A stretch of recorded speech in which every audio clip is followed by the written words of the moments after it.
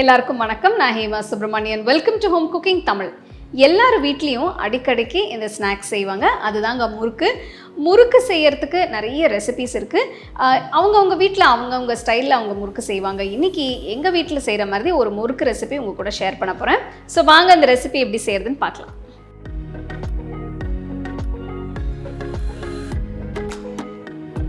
இந்த முறுக்கு செய்ய நான் 1 கப் அரிசி மாவு எடுத்திருக்கேன். இது பச்சரிசி மாவு. நீங்கள் கடைகளில் கிடைக்கிற ரெடிமேட் அரிசி மாவும் யூஸ் பண்ணலாம். இல்லைன்னா பச்சரிசியை அரைச்சு இந்த மாவை செய்யலாம். அடுத்து இதில் 1/2 கப் கடலை மாவு போடுறேன். இதோட தேவையான அளவு உப்பு, 1/4 டீஸ்பூன் பெருங்காயத்தூள் போடுங்க. நான் 1 டீஸ்பூன் அளவு மிளகாய்த்தூள் போடுறேன். முறுக்கு செய்யும் போது வெறும் மிளகாய்த்தூள் தாங்க போடணும். நெக்ஸ்ட் 1 டீஸ்பூன் எள்ளு, 1/2 டீஸ்பூன் சீரகம் போட்டு மிக்ஸ் பண்ணுங்க. உங்ககிட்ட வெள்ளை எள்ளு இல்லைன்னா கருப்பு எள்ளு போட்டுக்கலாம்.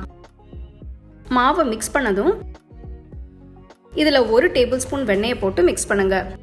வெண்ணெய் ரூம் டெம்பரேச்சரில் சாஃப்டாக இருக்கணும். அப்போ தான் நல்லா மிக்ஸ் பண்ண முடியும். உங்களுக்கு வெண்ணெய் வேண்டாம்னா சூடான எண்ணெய் கொஞ்சம் ஊற்றிக்கலாம். இப்போ கொஞ்சம் கொஞ்சமாக தண்ணி சேர்த்து மாவு பிசைங்க.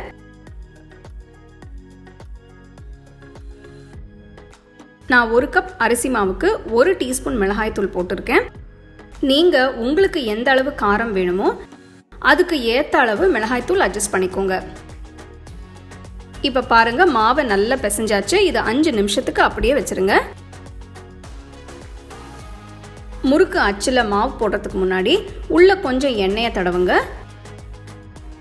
பிசைஞ்ச மாவில் கொஞ்சமாக எடுத்து அச்சில் போடுங்க.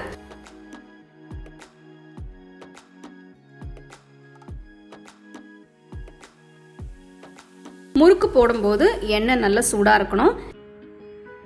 நான் டைரெக்டாக சூடான எண்ணெயில் பிழிகிறேன். நீங்கள் அகல கரண்டியில் பிழிஞ்சு அப்புறமா எண்ணெயில் போடலாம்.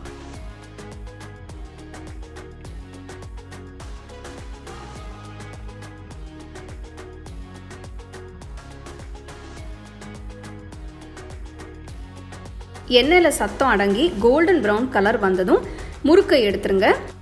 எங்கள் வீட்டு முறுக்கு இப்போ ரெடி. இதை கம்ப்ளீட்டாக ஆறுனதும் ஏர்டைட் பாக்ஸில் போட்டு ஸ்டோர் பண்ணுங்க. கிறிஸ்பியான முறுக்கு எப்படி செய்யுதுன்னு பார்த்தீங்க.